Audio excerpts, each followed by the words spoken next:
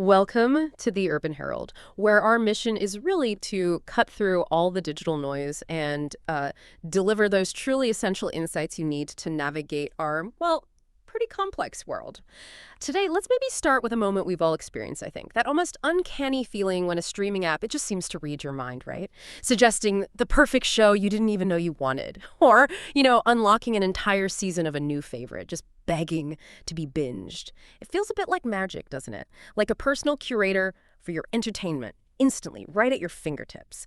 These experiences are so deeply woven into our daily lives now, we barely give them a second thought. But what if I told you this wasn't accidental at all? That a single company didn't just normalize these digital conveniences, but actually fundamentally engineered them into our cultural fabric, changing how billions, literally billions, experience stories and interact with media. That's the extraordinary journey we're embarking on today. We're diving deep into an incredibly insightful article by our very own Tiago Lodi. It's titled The Netflix Empire: How a Simple Late Fee Sparked the Streaming Revolution That Changed Entertainment Forever.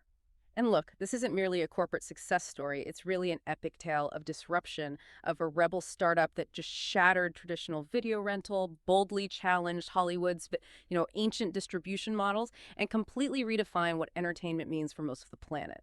Our mission with this deep dive as part of the Urban Herald team is to give you that vital shortcut to understanding this profound global shift. We're here to pull back the curtain, reveal surprising facts, spark those genuine aha moments, and connect all the dots. So you can walk away not just informed, but truly well-informed without feeling, overwhelmed by an avalanche of information. We'll explore how Netflix soared from just a scrappy DVD by mail startup to this colossal $513 billion global empire, influencing pop culture across more than 190 countries, with its revenue just rocketing from $5.5 billion in 2014 to a projected $44 billion in 2025. It's really a masterclass in strategic thinking, self-disruption, and relentless innovation, and, well, we're ready to unpack every layer. It really is. It's a narrative that truly encapsulates the power of foresight and adaptability in the modern economy. What's particularly striking, I think, as we examine the trajectory of companies like Netflix, is how often the real story behind such monumental success is far more intricate and, frankly, calculated than the popular legends we've all come to accept. It's rarely just a single flash of inspiration. You've hit on a crucial point there, and that brings us perfectly to our first segment, the genesis of a revolution, from mathematical minds to media moguls. Let's unpack this, because the widely circulated Apollo 13 late fee legend, the one where Reed Hastings supposedly got hit with this hefty $40 late fee for a VHS rental of Apollo 13 and, in a fit of frustration, decided to create Netflix, that's actually a brilliant piece of marketing folklore. Our source, Tiago Loti's article, it makes it clear. The true origin was far more methodical, strategic, and honestly a lot less dramatic. Precisely. While a compelling anecdote can certainly capture the public imagination, the reality behind Netflix's birth paints a much richer picture of deliberate entrepreneurial pursuit. The actual foundation was laid through a unique blend of personal backgrounds and prior business successes from its co-founders, Reed Hastings and Marc Randolph. It's really about building upon proven capabilities. Absolutely. Let's delve into that entrepreneurial foundation, starting with Reed Hastings himself. He has a fascinating background, beginning with a mathematics degree from Bowdoin College. But here's where it truly gets insightful, I think. He then spent formative years teaching math in Swaziland through the Peace Corps. Now, you might initially struggle to connect this experience with building a global entertainment giant, yet this unexpected background laid crucial groundwork. It instilled a deep appreciation for diverse cultures and, maybe more importantly, a rigorous analytical mindset, a focus on precision, pattern recognition, and understanding scale that would later define Netflix's whole data-driven approach to understanding and serving global audiences. Mm. That analytical and global mindset was then further honed in his first major business success. In 1991, Hastings founded Pure Software, a company dedicated to debugging and troubleshooting software. By 1997, that venture was acquired for a substantial $750 million. Now, this wasn't merely a financial windfall, though that certainly provided the initial capital, didn't it? It gave him invaluable experience in scaling technology companies, understanding how to build robust, extensible systems capable of handling massive growth, a prerequisite for any future disruptor like Netflix. So we have Hastings with this unique blend of mathematics, global perspective, and tech scaling expertise. But he wasn't alone in this endeavor, was he? Marc Randolph, his co-founder, brought equally complementary skills to the table.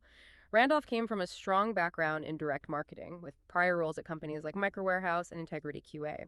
Tiago Lodi's article highlights that their partnership truly solidified during their time together at Pure Atria, following Pure Software's acquisition of Randolph's previous company. Their daily commutes between Santa Cruz and Sunnyvale became these legendary brainstorming sessions, a fertile ground where the initial seeds for what would become a revolution were planted. And this collaborative exploration leads us to the true eureka moment, where we decode the actual origin story. As Randolph himself later revealed, that Apollo 13 late fee tale was largely a marketing construct designed to be memorable and relatable. The true genesis was, as you noted, far more systematic. During those carpooling sessions, Hastings and Randolph weren't just idly dreaming. They were actively searching for the Amazon of something. They wanted a product category that could effectively leverage Amazon's then-emerging e-commerce model.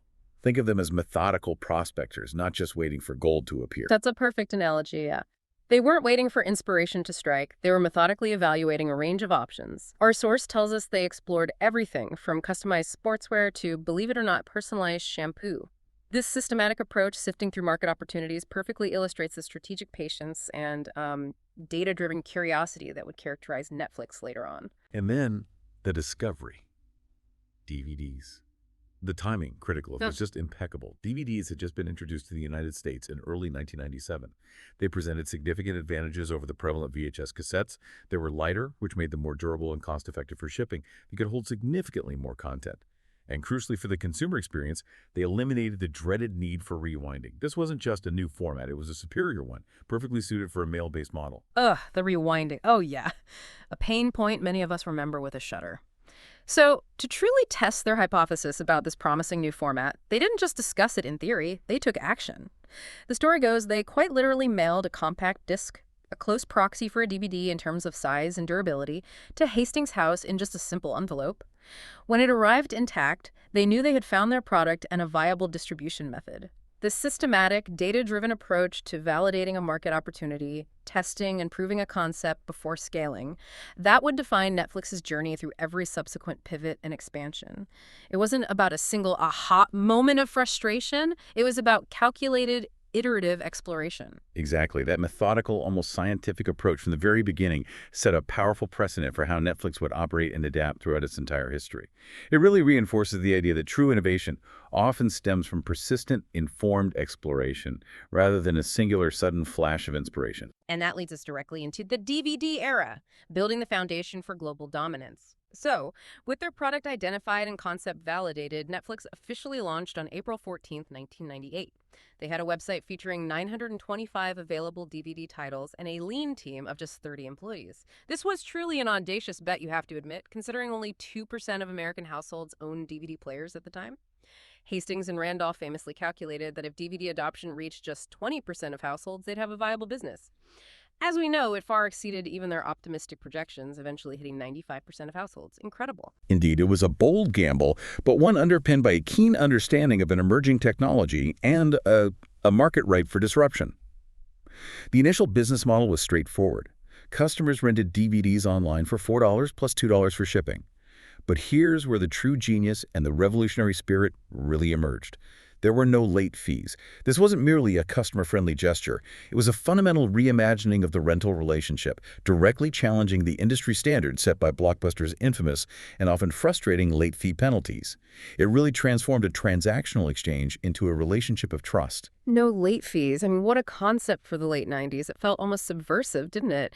And that spirit of disruption didn't stop there. In September 1999, Netflix introduced what would become its signature innovation and, frankly, a model that would reshape countless industries, the monthly subscription. For a flat fee, initially around $15.95, customers could rent unlimited DVDs with no due dates, no late fees, and no shipping charges.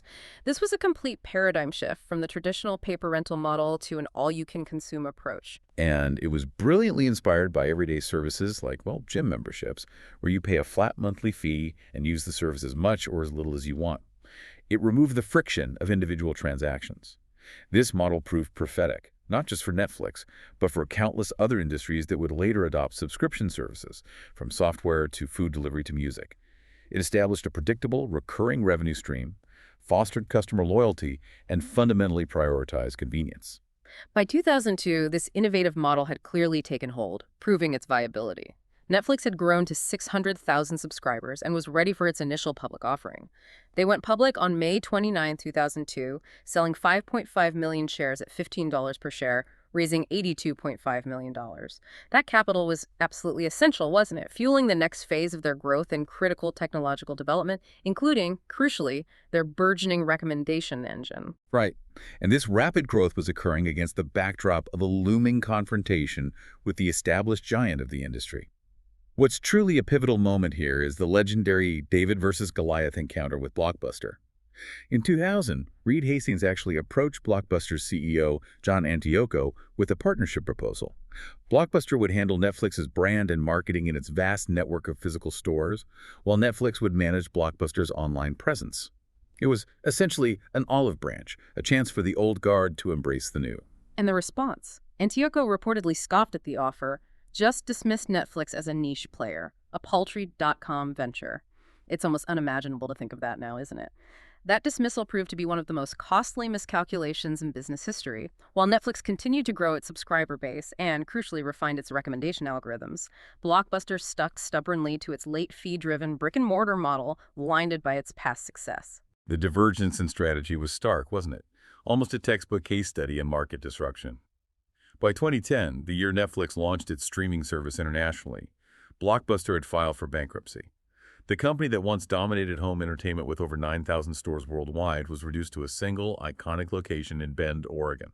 This narrative became absolutely central to Netflix's brand identity, a powerful testament to the undeniable power of technological innovation and customer centricity to disrupt even the most entrenched industries. It showed that clinging to past success, even if profitable, is often the most dangerous strategy. A truly incredible fall from grace and a powerful lesson for any business. That brings us seamlessly into the streaming revolution, redefining entertainment consumption. So in 2007, Netflix made another massive strategic pivot, one that would redefine entertainment itself. They launched their streaming service, initially called Watch Now, starting with a modest, maybe even tiny 1,000 titles available for instant streaming. This wasn't merely following an emerging trend, it was a proactive, strategic response to improving internet speeds and the clear, prescient recognition that physical media was inevitably going to become obsolete. They were willing to disrupt themselves. And Hastings articulated this strategic boldness perfectly, didn't he? Famously declaring his goal was for Netflix to become HBO before HBO could become Netflix. This wasn't just about competing, it was about being willing to actively cannibalize their own incredibly successful and still profitable DVD business to capture the future of entertainment distribution. They understood that to lead the next wave, they had to be willing to destroy their own existing model. That takes incredible courage and foresight. Absolutely. And they didn't just enter streaming. They leveraged technology as a core competitive advantage from day one. They invested heavily in those recommendation algorithms we talked about earlier, using vast amounts of viewing data to suggest content, creating a key differentiator that made their service feel incredibly personal, almost, well, clairvoyant. This wasn't just a convenience. It was a really sticky feature that kept users engaged. That system is, indeed, incredibly complex. It's far beyond simple categorization. It uses a sophisticated combination of collaborative filtering, think of it like people who watch this also enjoyed that, and content-based filtering, you like sci-fi, here's more sci-fi based on similar themes, and advanced deep learning techniques, which essentially act as a constantly evolving brain, fine-tuning everything based on every micro-interaction a user makes. It analyzes not just what you watch, but how you watch it, including when you pause, rewind, or even stop watching content entirely. This granular data-driven approach to content curation and recommendation would later become the foundational blueprint for Netflix's incredibly important decisions about which original content to produce, drastically reducing risk and increasing success rates. Wow. So by 2010, just 3 years after its streaming launch, Netflix's streaming service had grown to over 20 million subscribers. Streaming was clearly overtaking DVD rentals as the company's primary revenue source. The convenience, the immediacy, and that flat monthly fee created a value proposition that traditional media companies, still tied to linear TV schedules and physical distribution, simply struggled to match. This solidified Netflix's position as the burgeoning digital entertainment powerhouse. It was a clear demonstration of their unwavering foresight and exceptional execution. They had successfully navigated a massive technological shift, and in doing so, laid the groundwork for what would become a truly global endeavor. And that global vision leads us directly to the global expansion strategy, from Silicon Valley to worldwide. Netflix didn't simply wake up one day and decide to be in 190 countries. It was, like you said, a very methodical, multi-phase approach, characterized by learning and adaptation at each step. Phase 1, beginning in 2010, involved testing adjacent markets. They started with Canada, right? A geographically close and culturally similar market to the United States.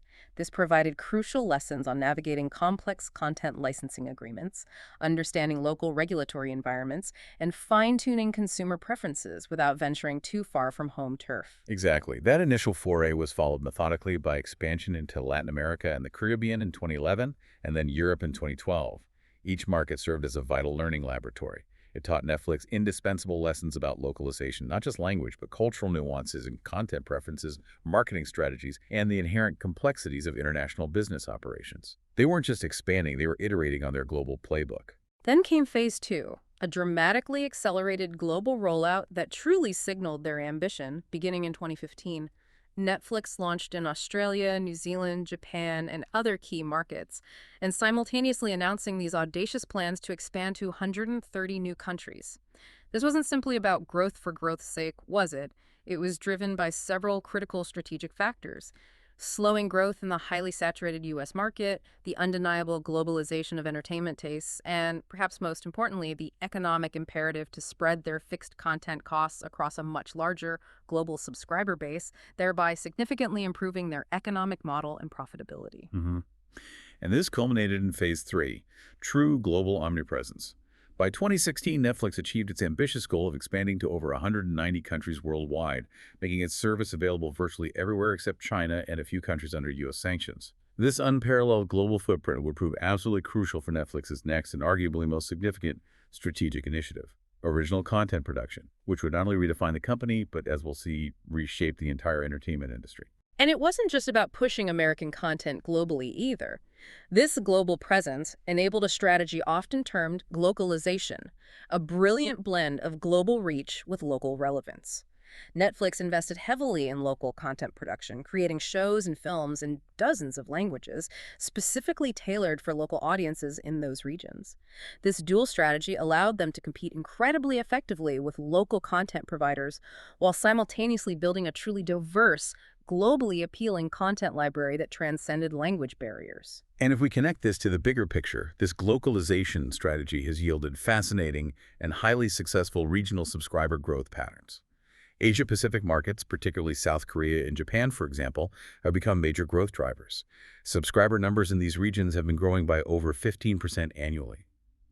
The unprecedented global success of Korean content like Squid Game and Kingdom didn't happen by accident. It created a powerful feedback loop, attracting more Asian subscribers while simultaneously driving immense global interest in Asian content, proving that local stories could become global sensations. It truly is a virtuous cycle, isn't it?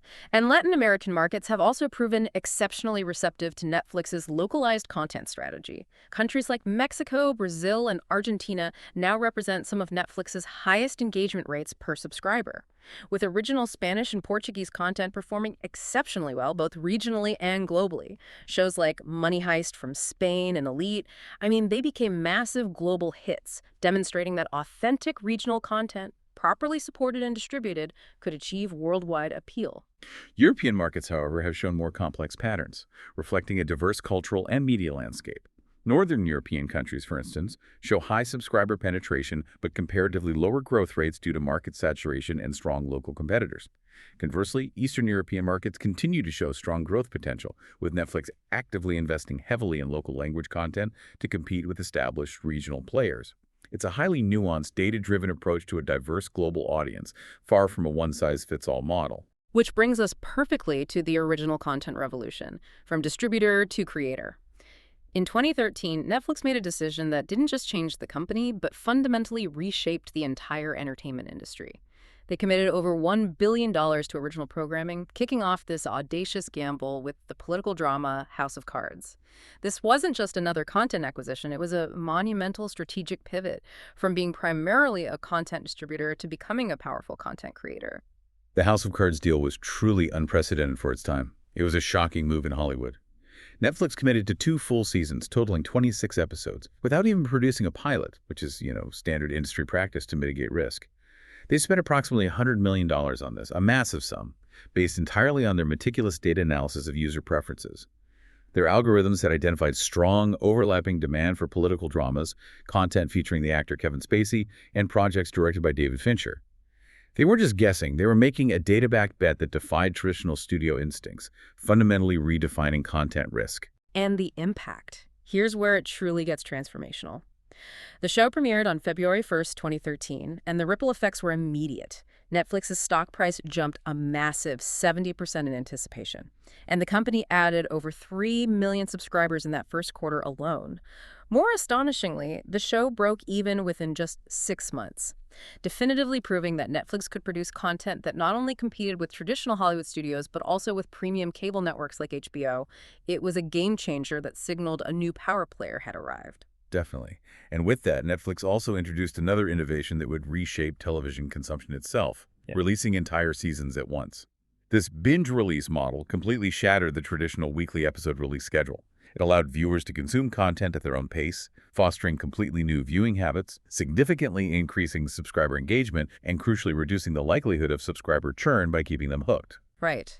This approach didn't just satisfy viewers. It fundamentally changed how television series were structured, written, and marketed. Gone were the cliffhangers designed to make you wait a week. Netflix's model prioritized immersive, self-paced storytelling and, well, immediate gratification. It created a new cultural phenomenon around shared viewing experiences that weren't synchronized by broadcast schedules. Following the monumental success of House of Cards, Netflix rapidly expanded its original programming slate. They launched hits like Orange is the New Black and just a slew of other original series, building a diverse and exclusive content portfolio at an unprecedented pace. By 2025, they plan to spend a staggering $18 billion on content, with the vast majority now dedicated to original productions. That is just an enormous figure. This massive strategic investment in original content serves multiple crucial purposes, doesn't it? Firstly, it drastically reduces Netflix's dependence on expensive content licensing from other studios, which has only become more costly as those studios launch their own competing streaming services. But most importantly, it creates exclusive must-have content. Think global sensations like Stranger Things, The Crown, Squid Game, and Wednesday, which provide an undeniable competitive advantage, drive subscriber growth, and significantly reduce subscriber churn, making the service indispensable. Absolutely.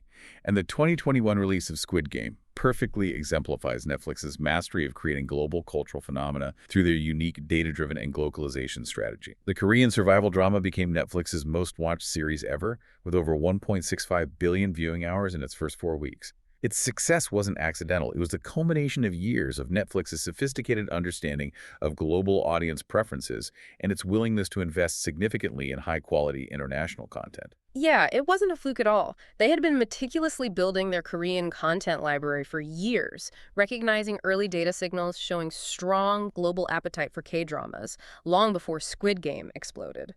They invested heavily in Korean production facilities, cultivated relationships with local talent, and developed marketing strategies specifically tailored to promote Asian content worldwide.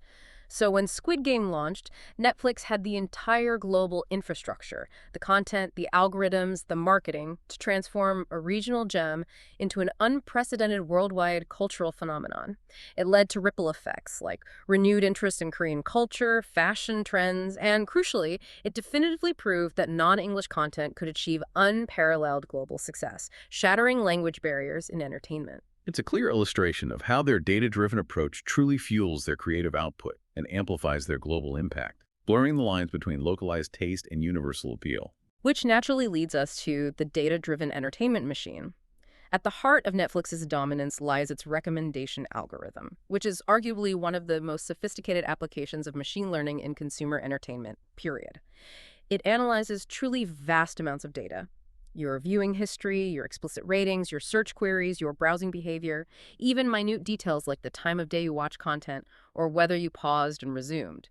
And what's truly ingenious here is that the personalization extends far beyond simple content recommendations. Netflix actually creates personalized thumbnail images for each user. Imagine this. A rom-com fan might see a thumbnail for the same film featuring the romantic leads embracing, while an action fan might see an image highlighting an explosion or a dramatic scene from that very same film, all dynamically generated and tailored based on their individual data-derived preferences. This granular level of personalization, constantly learning and adapting, makes the service increasingly indispensable for its staggering 301.6 million subscribers. Wow, personalized thumbnails too.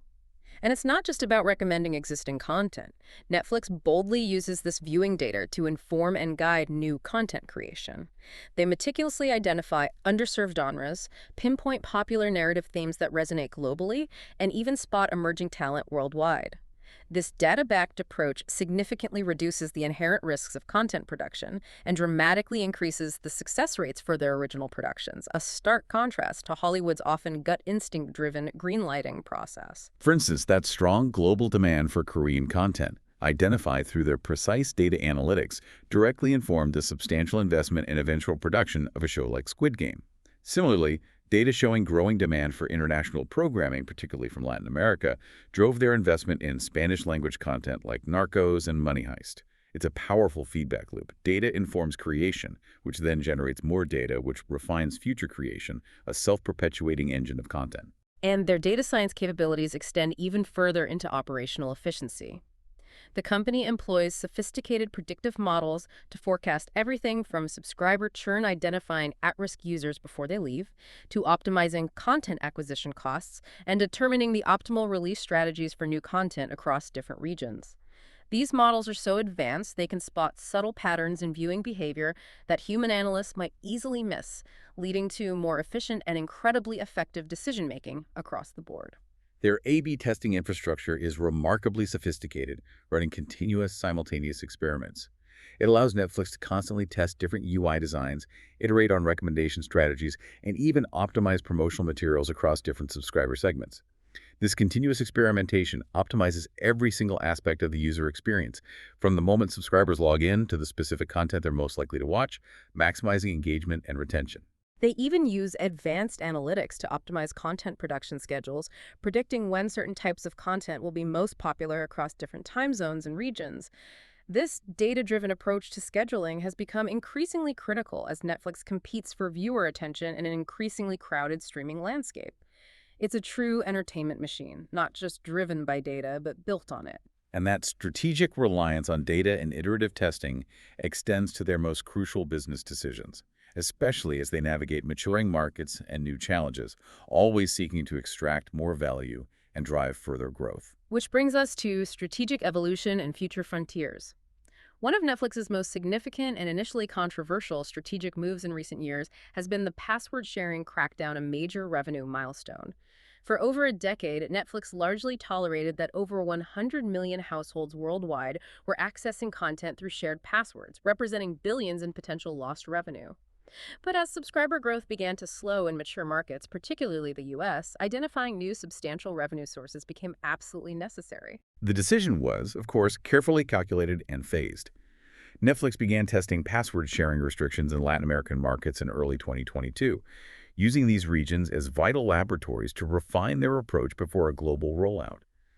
They implemented a system where additional households were charged an extra $48 per month. While some subscribers initially canceled, the majority either paid the additional fees or, crucially, signed up for their own accounts. The net result was an impressive 5.9 million new subscribers in Q2 2023 alone, significantly increasing revenue per user and demonstrating the inelasticity of demand for their content. Yeah, that really showed people weren't willing to give it up easily. This success validated Netflix's data-driven, methodical approach and signaled a business maturity beyond just content creation. It showed they could effectively extract additional value from their existing user base through strategic policy changes, and it certainly influenced other streaming services to reconsider their own previously lax password-sharing policies. That strategic depth also extends into completely new entertainment verticals. In 2021, Netflix announced its ambitious entry into gaming, recognizing it as a significantly larger and faster-growing sector, exceeding $180 billion annually, than streaming video alone. This move provides additional subscriber value, serves as a powerful churn reducer, generates new user engagement data, and creates compelling synergies with their video content, such as games adapted from popular series. And their approach to gaming has been distinctly mobile-first, hasn't it? Acquiring indie studios like Night School Studio, known for Oxenfree, and Boss Fight Entertainment. Games like Stranger Things 3, The game and card blast are simple, casual, and critically included at no extra cost, aligning perfectly with your subscription model and, importantly, avoiding the friction of ads or in-app purchases. It's about enhancing value, not monetizing through microtransactions. hmm And this isn't entirely new territory for them. It builds on their past interactive content experiments like Black Mirror, Bandersnatch. They're investing in cloud gaming and exploring more sophisticated experiences, taking a methodical, long-term approach to this new frontier rather than a sudden speculative leap. It's about building a robust, diverse entertainment ecosystem. Then there was another fundamental shift in November 2022 when Netflix launched its advertising-supported tier, fundamentally rethinking the sacred ad-free subscription model they had championed for so long. This was a significant strategic pivot from its ad-free legacy, driven by slowing growth in key markets and escalating content costs. It offered a cheaper option for price-sensitive consumers, broadening their market, and crucially opened up entirely new, massive revenue streams from advertisers. And what's particularly insightful here is their approach to integrating advertising. Netflix deliberately limits ad frequency to maintain a premium user experience, typically showing only 4 to 5 minutes of advertising per hour, a stark contrast to the 15-20 minutes common on traditional television.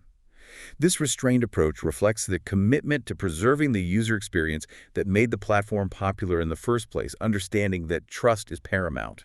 Right. This new tier generated significant interest from major brands like McDonald's, L'Oreal, and Microsoft, drawn by Netflix's sophisticated targeting capabilities and premium audience. By 2024, the ad-supported tier had grown to over 40 million monthly active users, generating an estimated $1.8 billion in ad revenue, projected to grow to over $5 billion by 2027. They're balancing user experience and advertising revenue by using algorithms to precisely match ads with viewer preferences and even offering interactive ad formats. This success has influenced other streamers like Disney Plus and Max to quickly follow suit. And speaking of new frontiers, Netflix's streaming of NFL games on Christmas Day 2024 marked a true watershed moment in the streaming wars and a bold entry into live sports programming. The two marquee matchups each attracted over 30 million viewers, demonstrating the platform's undeniable capability to handle massive live audiences flawlessly and at scale. That was huge. This venture into live sports was a significant strategic shift, recognizing that live sports programming commands premium advertising rates and can attract entirely new subscriber demographics who might not otherwise engage with their traditional content. Netflix's approach incorporated innovations like multiple camera angles, interactive statistics, and personalized commentary, differentiating its offering from traditional linear broadcasts and enhancing the viewer experience. And this success has clearly influenced Netflix's international sports strategy, leading them to actively explore partnerships with major global sports properties like soccer and tennis, aiming to replicate that NFL Christmas success in international markets where live sports are equally, if not more, integral to cultural consumption. Okay, so let's tie all this together in our final segment, broader impact and future outlook. Netflix's financial milestones and market dominance are just. They're nothing short of astounding, reflecting a truly transformative journey. Its revenue has grown from $5.5 billion in 2014 to a staggering $39 billion in 2024, with projections soaring to $44 billion for 2025. And the market capitalization tells an even more dramatic story of investor confidence. As of August 2025, Netflix is valued at an incredible $513.42 billion, making it the 19th most valuable company globally. Its stock price has grown from approximately $50 in 2014 to over $1,200 in 2025, representing an incredible return of more than 2,400% for long-term investors. This isn't just growth, it's a testament to sustained value creation. And crucially, the profitability is now clearly established and robust. They reported a record quarterly net income of $3.125 billion in Q2 2025, with an operating margin over 31%. This demonstrates phenomenal scalability and financial discipline, even with that massive $18 billion annual investment in content. They've proven they can spend big and still generate significant profits. Right, and regional revenue patterns reflect their highly nuanced, data-driven strategy. North America, for instance, remains the largest revenue contributor, generating approximately 45% of total revenue despite representing only 35% of global subscribers. This disparity reflects the higher average revenue per user, ARPU, in developed markets. They've implemented sophisticated regional pricing strategies, from highly affordable mobile-only plans in emerging markets to premium offerings in developed ones, maximizing both penetration and profitability. This phenomenal growth and strategic evolution all play out in an increasingly intense competitive landscape, often dubbed the streaming wars. The rise of powerful competitors like Disney Plus, Ofin, Amazon Prime Video, Apple TV Plus, and Max, formerly HBO Max, has created an incredibly crowded and fragmented streaming market. Yeah, definitely. And this raises an important question for consumers, for you listening. How do we deal with this growing subscription fatigue as every major studio launches its own platform? Netflix's response to this fragmentation has been to become, quite simply, indispensable. They achieved this through a relentless focus on exclusive, diverse content and a technologically superior platform. They maintain a leading 21% market share in the U.S. and dominant positions globally, largely due to their first-mover advantage, superior technology, and a truly diverse, compelling content library. Their platform differentiation strategies are exceptionally clear. An unmatched global content library with original productions from dozens of countries in multiple languages, continuous innovation in their algorithms and user interface, and a superior user experience characterized by faster loading times, intuitive navigation, and truly effective search functionality. They are always iterating and improving, always. The cultural impact and industry transformation driven by Netflix are equally profound, reaching far beyond financial metrics. Netflix has fundamentally altered consumer behavior, popularizing binge-watching as a global phenomenon, shifting expectations to instant on-demand access, and making flat monthly fees the standard for digital services across countless industries, from software to news. And its impact on Hollywood is undeniable and permanent. It profoundly disrupted the traditional studio system, attracting top talent with unprecedented creative control and immediate global distribution. It challenged the sacrosanct theatrical release windows and influenced a data-driven approach to content creation across the entire industry, forcing competitors to adapt or risk obsolescence. The binge-watching phenomenon itself has become a cultural force, hasn't it? Influencing narrative structures in television, driving synchronous social media discussions globally, and even becoming a subject of academic study on its psychological effects. It's not just how we watch, it's how we collectively experience stories now. Looking ahead, Netflix faces a dynamic landscape of future challenges and opportunities. Market saturation in developed regions means a continued focus on international expansion in high-growth areas like India, Brazil, and Southeast Asia. Optimizing revenue per user and exploring new growth vectors like gaming and live content. Content costs remain a significant, ongoing challenge. Balancing that massive $18 billion annual spending with sustainable profitability is a continuous tightrope walk. While advertising tiers offer a new revenue stream, they add complexity and a delicate balance to their long-standing ad-free legacy. And technological innovation is constant. Netflix continues to push the boundaries, investing heavily in AI, VR, AR, and interactive content. They are leveraging their unparalleled data to drive ever deeper personalization and explore entirely new entertainment categories that blur the lines between passive viewing and active engagement. Content localization and cultural adaptation also remain absolutely critical, especially as they deepen their global footprint. This means meticulously balancing local appeal with global production quality, including nuanced language adaptation, cultural sensitivity in storylines, and significant local production investment to truly resonate with diverse audiences. And they must navigate complex and ever-changing regulatory challenges globally, from content quotas in the EU to stringent privacy laws like GDPR and increasing competition law scrutiny as their market dominance continues to grow across continents. It's a global balancing act. Beyond Netflix itself, the company has been a major catalyst in the cord-cutting revolution, accelerating the decline of traditional linear TV and forcing entrenched media companies to restructure their entire operations and launch their own streaming services. The future of linear TV is still evolving, but Netflix's NFL success suggests that streaming can indeed effectively handle massive live content, although the economic models and user expectations still differ significantly. And finally, its global cultural influence and content diversity are perhaps its greatest and most enduring legacy. Netflix has promoted international content like Squid Game and Money Heist to unprecedented global audiences, fostering genuine cultural exchange and supporting creative industries worldwide.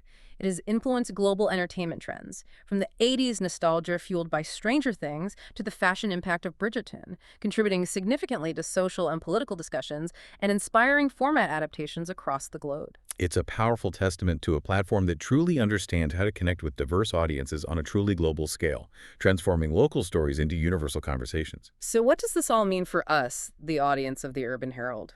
We've journeyed from a simple, methodical idea to avoid late fees to a truly global entertainment behemoth. Netflix's story is a masterclass in strategic thinking, unwavering technological innovation, and a profound willingness to disrupt its own successful business models, from DVD to streaming, to show eater to creator, and ad-free to ad-supported.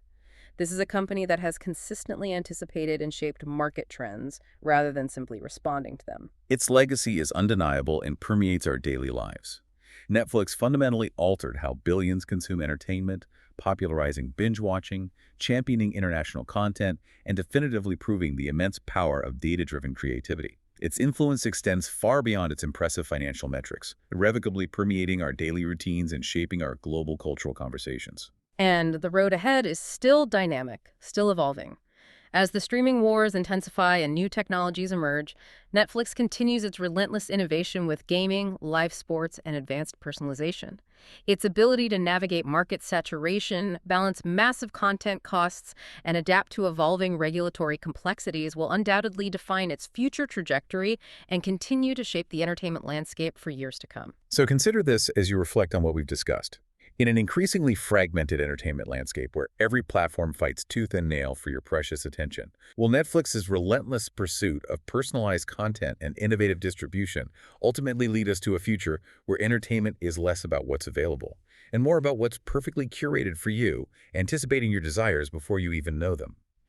How might this profound, individualized shift shape our collective cultural experiences moving forward if our entertainment becomes an increasingly bespoke echo chamber of our own preferences? Oh, that's a truly thought-provoking question, isn't it? One that speaks to the very heart of how we consume and share culture, and one we'll all be watching unfold with great interest. Thank you for joining us on this deep dive into the Netflix empire, brought to you by the Urban Herald. We hope you feel truly well informed.